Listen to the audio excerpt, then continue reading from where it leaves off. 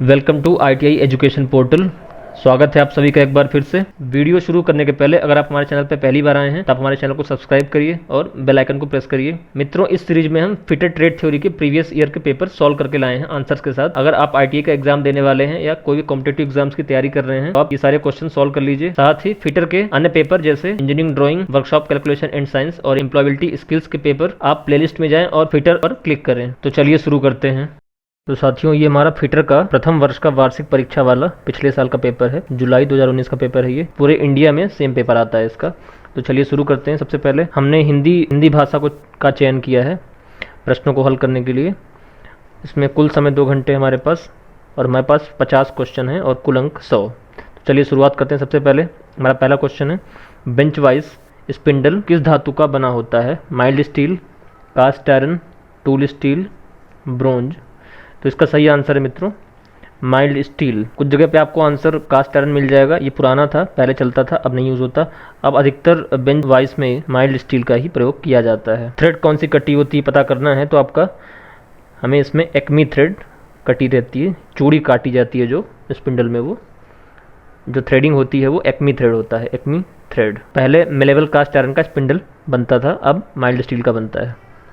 Question number 2 देखते हैं। आइए, मैट्रिक माइक्रोमीटर में थिम्बल की एक पूर्ण परिक्रमा तक विस्तारित होती है। तो आपने अगर माइक्रोमीटर का यूज़ किया है तो आपको पता होगा कि ये थिम्बल का एक चक्कर लगाने पर आधा मिलीमीटर या 0.5 मिलीमीटर थ्रू हमारा डिस्टेंस ट्रेवल करता है और दो चक्कर में इसका 1 mm डिस्टेंस ट्रेवल करता है, 1 mm। तो आप इसको याद रखिएगा। इसकी पिच आपकी होती है 0.05, इसको याद रखिएगा, पिच 0.05 होती है। और इसका लिस्ट काउंट आता है अल्पतमांक, वो भी आप याद रखिएगा। माइक्रोमीटर का अल्पतमांक या लिस्ट काउंट ये होता है आपका 0.01 मिलीमीटर। तो आप इतनी जानकारी रखेंगे। ये सारे क्वेश्चन पूछे जा चुके हैं पहले भी। तो क्वेश्चन नंबर 2 का करेक्ट आंसर है C 0.50 mm। क्वेश्चन नंबर 3 देखते हैं, स्ट्रेट पिन हैमर का पिन होता है। ये बहुत ही आसान क्वेश्चन है। स्ट्रेट पिन हैमर का पिन स्ट्रेट होता है, स्ट्रेट। आप इसको इंग्लिश में अगर देखेंगे, स्ट्रेट टू हैमर, हैंडल से सीधा। जैसे क्रॉस पिन हैमर का पूछता तो हैंडल से क्रॉस पूछता तो क्रॉस का आंसर, इसका आंसर होता है हैंडल से क्रॉस। इस बार स्ट्रेट पिन हैमर पूछा है तो इसका हैंडल से स्ट्रेट, तो सीधा इसका करेक्ट आंसर है। अगला क्वेश्चन देखते हैं। क्वेश्चन नंबर 4, इनमें से हथौड़े के कौन से प्रकार का प्रयोग रिविट के शैंक को प्रसार द्वारा रिविट के शीर्ष को बनाने के लिए प्रयोग किया जाता है? आपने यूज़ करी होगी, ये बॉल पिन हैमर होता है। सबसे इसके लिए बेस्ट हथौड़ा हमारा बॉल पिन हैमर या बॉल पिन हथौड़ा होता है। राउंड शेप में होता है या गेंदनुमा या बॉल शेप का होता है, ऐसे अतः इसको बॉल पिन हैमर कहते हैं। क्वेश्चन नंबर 5, स्टील रूल से निर्मित होता है। स्टील रूल स्टेनलेस स्टील से निर्मित होता है। स्टेनलेस स्टील, ये स्टेनलेस स्टील वही स्टील है जिसमें आप खाना खाते हैं थालियों में, बर्तनों में, वही स्टेनलेस स्टील है। तो हमारा स्टील रूल भी इसी स्टील का बना होता है। क्वेश्चन नंबर 6, इनमें से क्या अप्रत्यक्ष मापन यंत्र है? आंतरिक कैलिपर, इसमें हम डायरेक्ट मेजरमेंट करते हैं, डायरेक्ट मेजरमेंट टूल है हमारा, तो ये डायरेक्ट मेजरमेंट टूल है। बर्नियर कैलिपर, डायरेक्ट हम माप लेते हैं इसमें। इंटरनल माइक्रोमीटर या आंतरिक माइक्रोमीटर, ये डायरेक्ट मेजरमेंट टूल है। और यूनिवर्सल बेवल प्रोटेक्टर, ये हमारा इसका करेक्ट आंसर है। ये इनडायरेक्ट या अप्रत्यक्ष मापन यंत्र है। यूनिवर्सल बेवल प्रोटेक्टर इसका सही आंसर है। 7वां, उपयुक्त फेसिंग टूल को फीडिंग प्रदान की जाती है केंद्र से जॉब की परिधि तक, परिधि से जॉब के केंद्र तक, या तो ए या तो बी, ना तो ए ना तो बी। तो फेसिंग टूल में हम सेंटर से सरकमफेरेंस की ओर जाते हैं, केंद्र से परिधि की ओर जाते हैं। तो इसमें क्रम पूछा गया था कि शुरुआत कहाँ से करते हैं, परिधि से केंद्र तक जाते हैं या फिर केंद्र से परिधि तक जाते हैं। तो इसका करेक्ट आंसर है हम केंद्र से परिधि तक जाते हैं फेसिंग टूल में।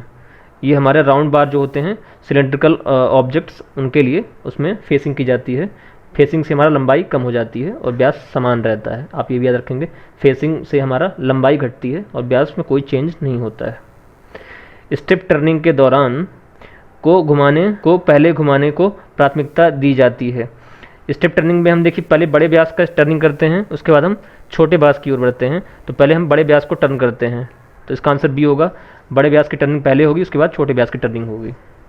आइए अगला क्वेश्चन देखते हैं। क्वेश्चन नंबर 9 देखिए, इनमें से क्या एकल पॉइंट टूल के साथ थ्रेड कटिंग के दौरान थ्रेड की गलत पिच प्राप्त करने का कारण है। अपन जो चूड़ी काटते हैं लेथ मशीन पे, उसमें चूड़ी की पिच गलत हो सकती है। इसका क्या कारण है? बदले जाने वाले गियर का गलत चेन, लीड स्क्रू का घिस जाना, हाफ नट का घिस जाना। तो इसमें दोस्तों ये आंसर डी में इसमें सभी है, ये इसका आंसर ऑल ऑफ दीज इसका होगा। तो इसको सभी टिक कर लीजिए, क्योंकि गियर गलत लगा है तब भी थ्रेड की चूड़ी ख़राब हो जाएगी, ये पिच ख़राब हो जाएगी। अगर लीड स्क्रू घिस चुका है आपका तब भी आपकी पिच ख़राब हो जाएगी। तो आपका इसमें तीनों आंसर है। हाफ नेट अगर घिसा हुआ है तो भी आपकी पिच ख़राब हो जाएगी। तो इसमें सभी आंसर होगा। तो ये आपका गलत क्वेश्चन था, ये आंसर ऑप्शन सही से नहीं दिए गए थे। क्वेश्चन नंबर 10 देखते हैं। इनमें से कौन सा प्रचालन केंद्र के बीच वाले वर्क पीस पर नहीं किया जाता है? नर्लिंग, प्लंगिंग द्वारा अंडरकटिंग, थ्रेड कटिंग और पार्टिंग ऑफ। तो केंद्र के बीच वाले वर्क पीस पर कौन सा प्रचालन केंद्र, कौन सी प्रक्रिया नहीं की जाती है? तो इसको हम अगर इंग्लिश में पढ़ें, which one of the following operation is not done on the work piece held between centres. आपका हेड स्टोक और टेल स्टोक के बीच में जॉब को फंसाकर कौन सी क्रिया नहीं की जाती? तो इसका आंसर नर्लिंग है। ये देखिए नर्लिंग, इसमें केंद्र के बीच में फंसाना जरूरी नहीं है। जॉब छोटी होगी तो आप हेड स्टोक में भी जॉब को लगाकर आप नर्लिंग कर सकते हैं। क्वेश्चन नंबर 11 देखिए। इनमें से किस वर्क पीस के पास के व्यास को उसके बाहरी थ्रेड को काटने से पूर्व घुमाया जाना चाहिए? Which one of the following diameter of the work piece should be turn before cutting external threads. हमारे ऑप्शंस हैं मुख्य व्यास, कोर व्यास, पिच का व्यास, शीर्ष का व्यास। तो अगर आपको किसी बेलनाकार सतह पर आपको चूड़ी काटनी है तो अंदर से तो आप कोर से तो काट नहीं सकते, पहले हमें मुख्य व्यास से ही या मेजर डायमीटर से ही काटना होगा। तो हमारा जो सबसे बाहरी डायमीटर है मेजर डायमीटर, वहाँ से हमें काटना होगा। तो आपका करेक्ट आंसर ए है। क्वेश्चन नंबर 12 देखिए। जब ग्राइंडिंग व्हील ग्राइंडिंग मशीन में काटने में विफल हो जाए तो उसके पीछे की क्या समस्या होगी? What is the trouble when grinding wheel fails to cut in a grinding machine? पहला है ग्राइंडिंग व्हील के ग्रेड का बहुत कोमल हो जाना, soft grade. Option B grinding wheel का ग्लेज्ड हो जाना। ऑप्शन सी ग्राइंडिंग व्हील का अच्छे रूप से स्पिंडल पर माउंट ना होना और बहुत अधिक फीड उपलब्ध कराना। तो इसमें पूछा गया है कि इसमें ग्राइंडिंग मशीन काटने में विफल हो जाए तो इसके पीछे क्या कारण हो सकता है? तो अगर आपके ग्राइंडिंग व्हील के जो एब्रेसिव्स हैं वो बहुत सॉफ्ट हो चुके हैं या कोमल हो चुका है तो वो कटिंग नहीं कर पाएगा। तो इसमें करेक्ट आंसर आपका ए, ये आप टिक करिए, ए आंसर है। बाकी आंसर बी, सी, डी भी सही हो सकते हैं, तो इसमें ज़्यादा नज़दीक और प्रिसाइज आंसर आपका आंसर ए होगा। क्वेश्चन नंबर 13 देखते हैं। Question number 13। इनमें से किसका प्रयोग टर्निंग के लिए बेलनाकार रफ कास्टिंग को, अच्छा यहाँ पे कास्टिंग हमारी रफ कास्टिंग है, बेलनाकार रफ सतह है, बेलनाकार रफ कास्टिंग को पकड़ने के लिए किया जाता है? 3 जॉ चक। अगर हमारा रेगुलर सिलेंडर वर्क पीस है तो 3 जॉ प्रयोग करते हैं, क्योंकि हमारा यहाँ पे रफ कास्टिंग है इसलिए यहाँ पे हम 4 जॉ चक का प्रयोग करेंगे। तो हमारा बी यहाँ पे करेक्ट आंसर है, 4 जॉ चक। क्वेश्चन नंबर 14 देखिए। लाइव सेंटर का इंक्लूडेड एंगल या सम्मिलित कोण होता है?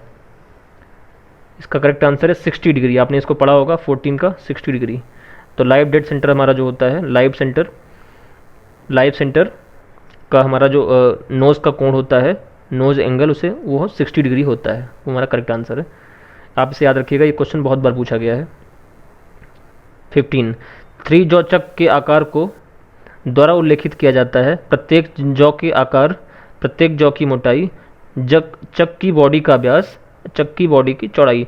तो 3 जॉ चक को हम चक की बॉडी का व्यास द्वारा उल्लेखित करते हैं, द्वारा दिखाते हैं कि चक की बॉडी का व्यास कितना है। तो 3 जॉ चक हम उससे उल्लेखित करते हैं। सी आंसर हमारा करेक्ट है। 16। एक कोणीय वर्कपीस को फेसिंग किया जाना है तो इसे कहाँ माउंट किया जाना चाहिए? तो चूंकि हमारा एंगुलर वर्कपीस है इसलिए हम इसे फेस प्लेट पर माउंट करेंगे। आपने ये इसके ऑपरेशन किए भी होंगे। तो अगर हमारा एंगुलर वर्कपीस है तो इसे हम फेस प्लेट पर माउंट करते हैं। 17।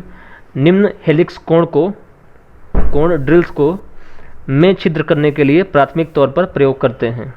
तो हमारा लो हेलिक्स एंगल है, हेलिक्स एंगल लो है हमारा, तो प्लास्टिक वगैरह में हम लो हेलिक्स एंगल का प्रयोग करते हैं। तो अगर प्लास्टिक को हमें ड्रिल करना है तो हमें लो हेलिक्स एंगल का प्रयोग करना होगा। आप इसको याद रखिएगा, इसका ये आंसर करेक्ट आंसर है। 18। एल्यूमिनियम में गहरे छिद्र के निर्माण के लिए ड्रिल होना चाहिए। उच्च हेलिक्स, टेपर शैंक, निम्न बिंदु कोण, कोई स्लिप नहीं। तो एल्युमिनियम में हमें हाई हेलिक्स एंगल का प्रयोग करना पड़ेगा। हाई हेलिक्स एंगल, जैसे हमारा एल्युमिनियम हो गया और कॉपर हो गया, और जो हमारे ऐसे सॉफ्ट मटेरियल्स हैं, इनमें हम हाई हेलिक्स एंगल का प्रयोग करते हैं, क्योंकि इनसे निकलने वाली चिप हमारे होल को जाम करने की संभावना रहती है। इससे हम इसमें हाई हेलिक्स एंगल का प्रयोग करते हैं। तो इसका आंसर ए होगा। क्वेश्चन नंबर 19 देखिए, बेंच वाइज को भी कहा जाता है, बेंच वाइज को बेंच वर्क वाइज भी कहा जाता है। इसका ए आंसर करेक्ट है। देखिए, बेंच वर्क वाइज और इंजीनियर वाइज में लगभग बहुत सारी समानताएं हैं, बस इसका एप्लीकेशन का फ़र्क होता है। तो यहाँ करेक्ट आंसर ए होगा, bench work wise. Question number 20 देखिए, वर्नियर कैलिपर में मुख्य स्केल की रीडिंग 40 है और मुख्य स्केल के साथ होने वाले वर्नियर डिवीज़न 28वें डिवीज़न को कोइंसाइड कर रहा है। तो रीडिंग क्या होगी? इसमें इनको लिस्ट काउंट देना चाहिए था, इन लिस्ट काउंट नहीं दिया है। हम मानते हैं कि हमारा लिस्ट काउंट या अल्पतमांक हमारा 0.02 है। अगर अल्पतमांक, चलिए मानते हैं 0.02 है, अलग अलग वर्नियर का अल्पतमांक आजकल अलग अलग होता है, तो हम एक एग्जांपल लेके चलते हैं। अगर अल्पतमांक 0.02 है तो हमारा मुख्य स्केल की रीडिंग 40 है, और जो आगे रीडिंग शिफ्ट हो रही है, जो मुख्य स्केल और वर्नियर स्केल कोइंसाइड कर रही हैं, 28वें डिवीज़न पे कर रही हैं, तो 28 में आप 0.02 का गुणा कर दीजिए, तो आपकी जो मेन रीडिंग हो जाएगी, मेन रीडिंग की फाइनल रीडिंग हो जाएगी 28.56 मिलीमीटर। तो आपका ये करेक्ट आंसर है, आंसर बी करेक्ट है। अगर अल्पतमांक हम 0.01 लेंगे तो हमारा आंसर सी होगा। 21, वह ड्रिलिंग मशीन क्या कहलाती है जिसके समान शीर्ष में से एक से अधिक ड्रिल का प्रयोग में लाया जाता है? संवेदनशील ड्रिलिंग मशीन, संवेदनशील drilling machine, pillar drilling machine, radial drilling machine और मल्टी स्पिंडल ड्रिलिंग मशीन। इसका करेक्ट आंसर है multi spindle drilling machine, option D. संवेदनशील ड्रिलिंग मशीन क्या है? सेंसिटिव मशीन बोलते हैं इसे। सेंसिटिव मतलब हमारा जो ऑपरेटर है वो सेंस करते हुए ड्रिल को फीड देता है आगे की तरफ, तो वो हमें सेंसिटिव कहते हैं, उसे sensible drilling machine. Pillar drilling machine में क्या होता है? एक बड़े पिलर पर हमारा ड्रिल मशीन माउंट होता है, उसमें वर्क टेबल माउंट होती है, तो वर्क टेबल पर ही हम उसी पिलर पर दोनों माउंटेड होते हैं और उसी पर रख के हम जॉब को ड्रिल करते हैं। रेडियल ड्रिलिंग मशीन में बहुत बड़े कॉलम पे हमारी ड्रिलिंग मशीन माउंटेड होती है और रेडियली फ्री टू मूव होती है। क्वेश्चन नंबर 22, फाइल की ग्रेड को द्वारा ज्ञात किया जाता है। फाइल की लंबाई से, फाइल की चौड़ाई से, फाइल के दांतों के बीच के रिक्त स्थान से लाई गई धातु की श्रेणी। इसमें हमारे जो टीथ के बीच का गैप है, स्पेस बिटवीन टीथ्स बोलते हैं उसको, तो हमारे टीथ के बीच का जो रिक्त स्थान है उसके द्वारा हम फाइल की ग्रेड को ज्ञात करते हैं। अगर ग्रेड मतलब टीथ बहुत पास पास हैं या टीथ बहुत दूर दूर हैं, उस हिसाब से हम फाइल की ग्रेड को मापते हैं। 23, सामान्य तौर पर प्रयोग में लाए जाने वाले 3 पॉइंट माइक्रोमीटर की न्यूनतम गणना होती है। इसका करेक्ट आंसर है 0.001। 3 पॉइंट माइक्रोमीटर की न्यूनतम गणना 0.001 मिलीमीटर होती है, इसको आप याद रखिएगा। 24, हार्डन्ड स्टील अवयव की टेम्परिंग का उद्देश्य क्या होता है? टेम्परिंग एक हीट ट्रीटमेंट प्रोसेस है, आप याद रखिएगा। टेम्परिंग में हम डक्टिलिटी को इम्प्रूव करते हैं, तन्यता को बढ़ाते हैं। तो टेम्परिंग करने से डक्टिलिटी इम्प्रूव होती है, इससे हार्डनेस को घटाया जाता है और उससे हार्डनेस को घटाकर हम डक्टिलिटी को इम्प्रूव करते हैं। तो ये हमारा टेम्परिंग का काम यही है। 25, शीट धातु के फोल्ड हुए सीधे किनारे और तीक्ष्ण बेड्स का निर्माण करने के लिए इनमें से किस स्टेक का प्रयोग किया जाता है? फनल स्टेक, कुल्हाड़ी स्टेक, क्रीसिंग आयरन स्टेक और हाफ मून स्टेक। तो 25 को इंग्लिश में पढ़ते हैं। तो which one of the stake is use to make sharp bends and folding straight edges of sheet metal? Funnel stake, hatchet stake, creasing iron stake और half moon stake. तो इसका correct answer है, इसका सही उत्तर है कुल्हाड़ी स्टेक। कुल्हाड़ी stake ये हमारा हैचेट स्टेक। 26, शोल्डरिंग के दौरान फ्लक्स का प्रयोग किस लिए होता है? जंग लगने से बचाने के लिए, गीली सतह को प्रमोट करना, शोल्डर में से छिद्रिलता को हटाना, शोल्डरिंग सतह से ऑक्साइड को हटाना। तो फ्लक्स का प्रयोग हमारा ऑक्साइड को हटाने के लिए प्रयोग किया जाता है। ठीक है। फ्लक्स का प्रयोग ऑक्साइड को हटाने के लिए करते हैं। ऑक्साइड फॉर्मेशन ना होना, फ्लक्स के रहने से ऑक्सीजन पर्याप्त मात्रा में नहीं पहुंच पाती, जिससे ऑक्सीडेशन नहीं हो पाता है, क्योंकि ऑक्सीडाइज हो जाने से मेटल ब्रिटल हो जाती हैं और जल्दी टूट जाती है। इसे हम ऑक्सीजन को संपर्क में होने से रोकते हैं, अतः हम ऑक्साइड को हटाते हैं, तो इसलिए हम फ्लक्स का प्रयोग करते हैं। इसको याद रखिएगा। 27 वेल्डिंग ऑक्सीजन सिलेंडर को किस रंग से, आप इसको याद रखिएगा।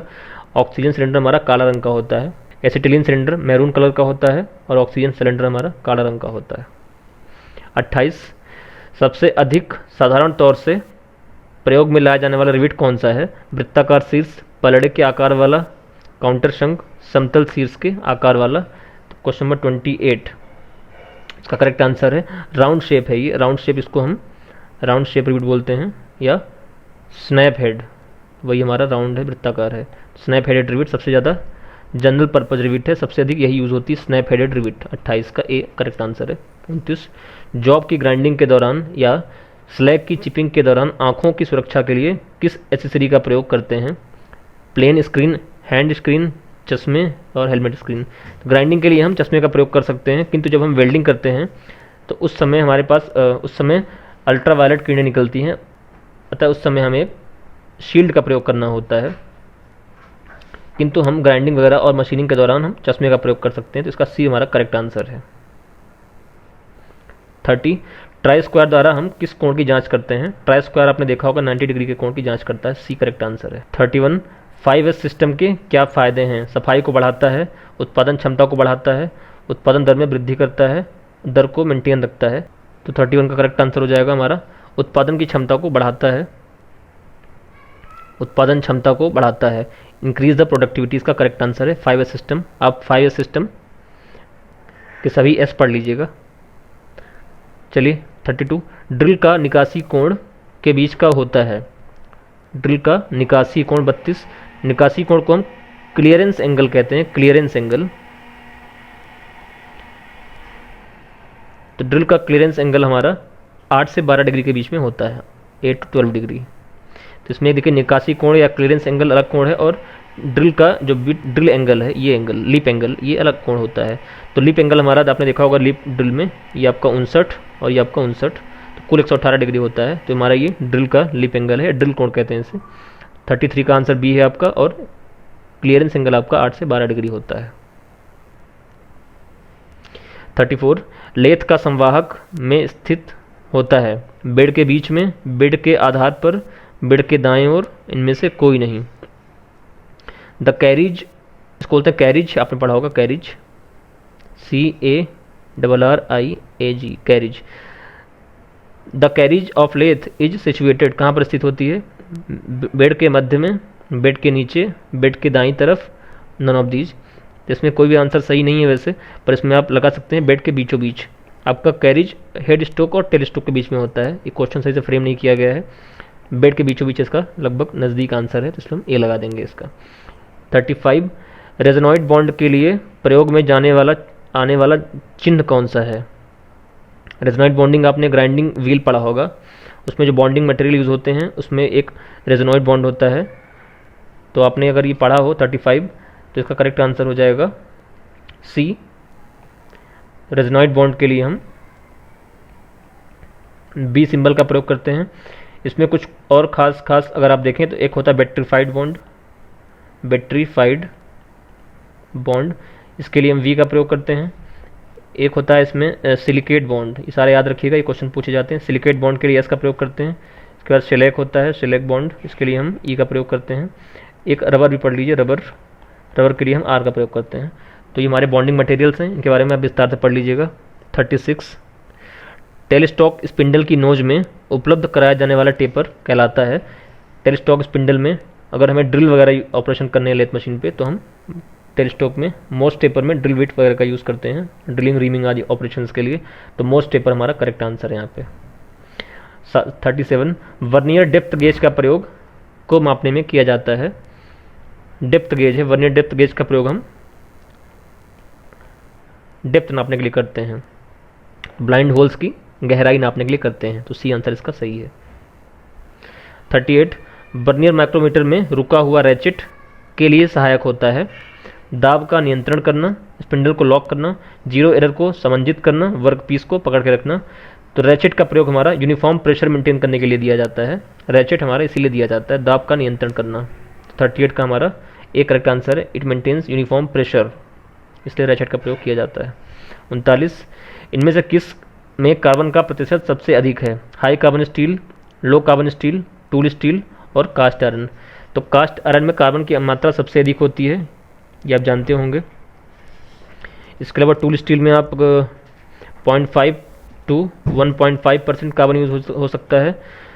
लो कार्बन स्टील अप टू 0.25% इसमें कार्बन यूज होता है, और हाई कार्बन स्टील में 0.5 to 0.6% कार्बन यूज होता है। तो इसका करेक्ट आंसर है कास्ट आयरन। इसमें 2 से अधिक परसेंट तक, 2-4% तक भी यूज कर सकते हैं। 40, M10 × 1.5 थ्रेड कटिंग के लिए टैपिंग ड्रिल का आकार होगा। ये हमारा 10 हमारा मेजर डायमीटर है, हम जानते हैं मेजर डाया, और 1.5 हमारी पिच है। तो 10 mm मेजर व्यास के लिए टैपिंग टूल कौन सा होगा? तो इसकी पूरा चार्ट होता है, आप जानते होंगे। ये 8.40 mm का ड्रिल, 8.4 या 8.5 का, 8.5 स्टैंडर्ड है यहाँ पे, तो करेक्ट आंसर 8.4 हो जाएगा। 8.4 mm का ड्रिल बिट हम यहाँ पे टैपिंग के लिए प्रयोग करेंगे। 41, स्पॉट फेसिंग के लिए की जाती है। ड्रिल्ड छिद्र के मुख को डीवर्क करने के लिए, सतह को समतल करने ताकि बोल्ट शीट्स के लिए उपयुक्त स्थान ले सके, ड्रिल्ड छिद्र को उत्तम फिनिश देने के लिए, और मौजूदा छिद्र को बढ़ाने के लिए। तो ये आंसर आपका नहीं हो सकता, ये ए और बी में आपको कन्फ्यूजन हो सकता है। तो आप सतह को समतल करने के लिए इसका प्रयोग करते हैं स्पॉट फेसिंग का, जिससे वहाँ पे हम नट बोल्ट वगैरह आसानी से लगा सकें। तो ये बी इसका करेक्ट आंसर है। 42, फ्लक्स का मुख्य कार्य क्या है? फ्लक्स का मुख्य कार्य अभी चर्चा हमने की थी पिछले क्वेश्चन में। हमारा फ्लक्स का मुख्य उद्देश्य ऑक्सीजन को प्रवेश नहीं देने देना है, जिससे ऑक्सीडेशन ना होने पाए, जिससे ब्रिटलनेस ना होने पाए। तो ऑक्सीजन को रोकना ही फ्लक्स का मुख्य कार्य है। 43, यदि ड्रिल बिंदु केंद्र में नहीं होगा तो इसका क्या प्रभाव होगा? छिद्र रफ होगा, टूटे हुए ड्रिल, अधिक उष्मित ड्रिल, अधिक आकार वाले ड्रिल। देखिए, अगर सेंटर पे हम ड्रिल नहीं करेंगे तो हमारा ड्रिल का जो साइज है वो बढ़ जाएगा, उसका आकार ज़्यादा हो जाएगा। तो इसलिए हमें सेंटर पे ड्रिल करना चाहिए। ड्रिलिंग के दौरान आपने देखा भी होगा कि अगर केंद्र पे आप ड्रिल नहीं करेंगे तो ड्रिल का व्यास या होल हमारा बड़ा बन जाता है। 44, इनमें से यूनिवर्सल सरफेस गेज का कौन सा भाग डेटम एज के साथ समानांतर रेखा के निर्माण में सहायक होता है? इसको एक बार इंग्लिश में देख लीजिए अगर आप। Which one of the following parts of a universal surface gauge helps to draw parallel lines along a datum edge? Fine adjusting, guide pins, base और रॉकर आर्म। तो इसका करेक्ट आंसर है गाइड पिंस, आपने पढ़ा होगा इसको। 45, इनमें से क्या कॉम्बिनेशन सेट का एक भाग नहीं है? Stock, protractor head, square head, centre head. 45 का आंसर, इसका करेक्ट आंसर स्टॉक, आपने टी स्क्वायर में पढ़ा होगा। तो ये कॉम्बिनेशन सेट का कोई भी एक भाग नहीं है, तो ये आंसर आपका सही है। 46, रिविट के शैंक व्यास को सामान्यतः किसके द्वारा पहचानते हैं? ये अनविन सूत्र आपने पढ़ा होगा, अनविन सूत्र D = 6√T। तो अगर प्लेट की थिकनेस आपकी T है तो 6√T करने पर आपको जो व्यास मिलेगा वो रिविट का हम रिविट प्रयोग करते हैं, उस व्यास की रिविट का प्रयोग किया जाता है। 47, मार्किंग के दौरान संदर्भित सतह द्वारा उपलब्ध कराई जाती है। जॉब के स्केच द्वारा, वर्कपीस द्वारा, मेज की सतह को चिन्हित करके और सतह गेज। तो मेज की सतह को चिन्हित करके हम रेफरेंस सरफेस को प्रोवाइड करते हैं, मेज की सतह को चिन्हित करके। तो हमारा सी आंसर करेक्ट है। 48, वह उपकरण जिसका प्रयोग बड़े वृत्त बनाने में प्रयोग किया जाता है उसे क्या कहते हैं? तो इसका करेक्ट आंसर है ट्रेमल, आपने इसका हो सकता है यूज़ किया हो। क्वेश्चन नंबर 49, पाइप वाइस का क्या कार्य है? कार्य को 4 बिंदुओं पर पकड़ के रखना, स्क्रू को सीधा रखना, गतिमान जॉ को लंबवत घुमाना, ये सभी। पाइप वाइस मुख्यतः पाइप वगैरह को होल्ड करने के काम आती है, इसमें ये सारे ऑपरेशन होते हैं, इसलिए ये सभी इसका करेक्ट आंसर है। क्वेश्चन 50, हथौड़े का हैंडल से बना होता है सख्त लकड़ी, नरम लकड़ी, लचीली लकड़ी या बांस की लकड़ी, रबर। तो मित्रों ये तो बहुत ही आसान प्रश्न है, तो इसका आंसर आप हमें कमेंट बॉक्स में बताएंगे। और मैं अगले लेक्चर में इसका आंसर आपको बताऊंगा। आप कमेंट करिए आपको कौन सा आंसर सही लग रहा है। अगर वीडियो अच्छा लगे तो आप लाइक करिए, और अगर हाँ आपको लगता है कि कोई क्वेश्चन में आंसर दूसरा है या ये आंसर गलत लग रहा होगा आपको, तो आप हमें कमेंट बॉक्स में कमेंट करके बताएंगे, तो मैं आपको उसका एक्सप्लेनेशन दूंगा। तो आप वीडियो को देखते रहिए। Thanks for watching.